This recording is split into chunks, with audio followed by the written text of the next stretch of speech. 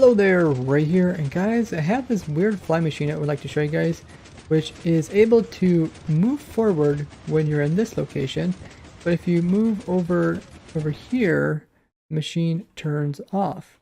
You can kind of see how it works. There's a minecart touching a detector rail, and if the minecart moves, then the machine no longer runs. A while back, Pi314 made a similar flying machine where we had a minecart and a player would be able to hop in it and move back and forth and start as well as stop the flying machine. It's pretty large, but why would you even want to have a minecart and rails on a flying machine? It's because it's one of the only ways you can get an entity to interact with a flying machine to stop it. If you look in the redstone component on the creative menu, there is quite a few different redstone components, but very few of them can actually interact with entities. And ones that can are like tripwires or like pressure plates, which cannot actually be moved with flying machines.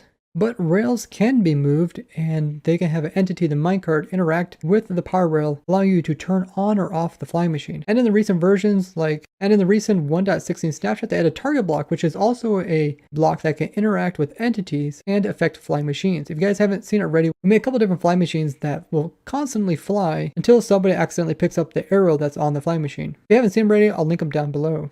Probably one of the best advantages of having a flying machine like this is that you can easily start and stop your flying machine. If you guys ever built flying machines in survival mode and tried flying them, it becomes very difficult to actually stop them where you want them. Oftentimes you find yourself spamming down like redstone blocks hoping that you stop the flying machine, and in general it's difficult to stay on a flying machine unless you're riding another entity like a minecart or a boat, because often the player clips through blocks on servers and you end up falling off your flying machine. There's quite a few advantages to having a flying machine like this. And one day we were working on a lot of different query stuff here on our testing world, and we kind of got bored, so we're goofing off thinking if we could possibly compact his flying machine down, and came up with a couple different designs, and this is one that I came up with. And the objective is to have it so that when the player is on one side with the minecart, the machine doesn't fly. But when the minecart's on the other side, the machine does fly. Now at first this seems like a pretty easy thing to do on a flying machine, except there is quite a few problems that we ran into. Minecarts act very bizarre when they get pushed. Rails act very bizarre when they get pushed. And this combination made it extremely difficult to compact this. And you're also limited to pistons only able to push 12 blocks at a time. So this design that I got here is actually only two segments. There's a pushing segment, and there's also a pulling segment, therefore making this the smallest type of flying machine, which is a 2-segment flying machine. Now when it comes to moving rails, that is also very tricky to do. You can see that we actually have the rails here being pulled by this front segment, and they're being pulled at the same Y level as the rails. So this piston is the same Y level as these rails. This is actually important. So if I would happen to try to push some rails from below or at the same Y level, so put rails there, and if I push them like this, you will see that the rails will actually pop off. And if I would put rails here, and then I would put a piston in here, push from this location, you can see they also pop off. But notice if I would go ahead and put blocks here and then push it from above, so if we have a piston right up here and push it, some of the rails pop off. Notice this one does not pop off because it has a back piece to it. So if you have a back rail for this and we push the rails, you can see they stay put. And if we come in here and push from this location, you can see they pop off. So it has to do with update order and which blocks the game thinks move first. So in this case, when pushing from down here, the game thinks that this block moves first. Therefore, there's no support for the rail that was here, and the rail pops off. Now the update in which pistons push blocks has changed throughout the versions, but usually the farthest block away from the piston starts moving first, and then it works backwards until it meets the piston. And Myro Erie has a good video explaining how the game does updates and pushing of blocks. So we're able to overcome this rail issue by pulling the rails, and they still feel like they are securely held in, so they won't pop off. If I just remove this piston, and you see that I push this one forward, you see this all moves forward just fine, and the rails don't pop off. The next problem is the minecart itself. If you ever notice, minecarts are pretty weird, especially when they're trying to move on a flying machine. Notice how when I hop into this minecart and I push this direction, I can kind of clip into this piston right here. That's not what you want, because if I keep pushing forward, I can actually fall out of the flying machine and hit the ground. So minecarts can easily clip through blocks, especially when they're moving. And we can avoid players doing that just by pushing briefly to the side.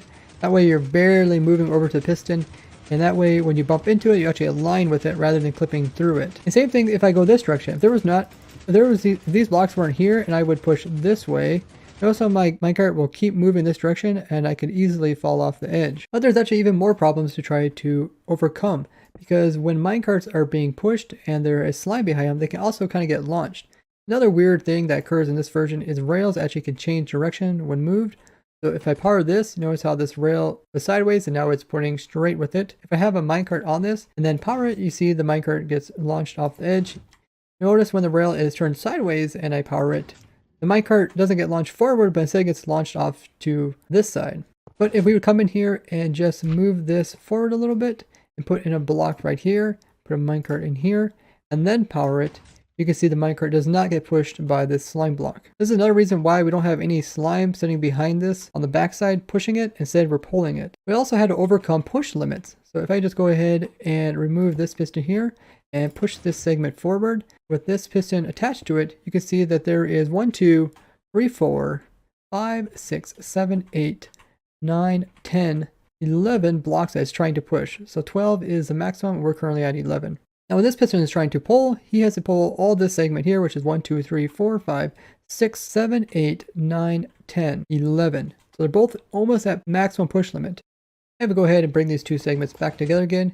You can see it is very compact, being a 4x4, only 2 blocks tall. And we have terracotta on this side just so that it can move forward without sticking to any other slime pieces. Now though this looks really small, there's actually other ways to overcome the problem. And smoking in with this design here, instead of having it so when the minecart is over top of the detector rail, it starts it, he has it so that when it's on top of it, it turns it off. This has some advantages, as when the minecart is over here, the machine is just going to fly like a normal flying machine, where it's constantly going forward. And only when the player actually moves the minecart over here closer to the piston is it going to stop. And this is done because the detector rail is now powering this piston, so it's unable to pull this segment forward.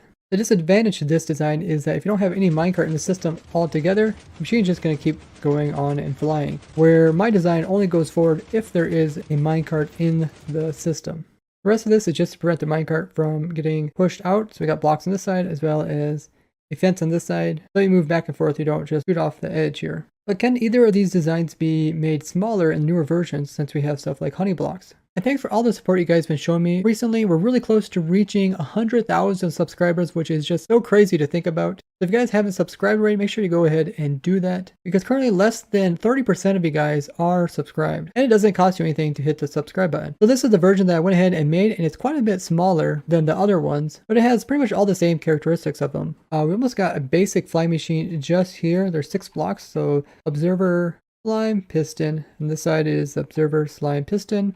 That's the smallest fly machine you got there. And then we just have this extension, which is both types of rails. Detector here, normal rail here, minecart. And we got a little piece to hold the rails as well as support them in the back. And we have a fence in the front, just so you don't fly off of this when you're trying to move forward. I'll show you guys how to run this. So right now it's currently off because this minecart is over top detector rail, which is powering this piston, preventing it from moving forward. As soon as I hop into minecart and I go backwards, you'll see it's going to take off. It's taking off now, flying. Pretty small. Now all I have to do to stop it is go forward. Now it's not instantly going to stop when I move forward. You have to really kind of fight it. Just keep pushing forward. Eventually your minecart will get over here in order to stop it. But it does work. You can go both directions. Start and stop it, which is pretty insane for such a small flying machine. And you really don't need any honey blocks as well. You could do this in older versions, or you can actually put a honey block right here, and it'll work exactly the same. But you can't put rails on top of honey blocks, so they aren't useful in that sort of situation. I'd love to hear you guys' thoughts on this fly machine, and if you have any suggestions on how this could be used in other fly machines. If you'd like to see more simple machines and farms like this for your survival world, I have a whole playlist you guys can binge watch, which you can find linked below. Don't forget to go ahead and share this with other Minecrafters so they can learn about cool uses for fly machines, as well as leave a like on the video. I'd like to thank you guys for watching. I'll see you guys in the next one. Bye bye!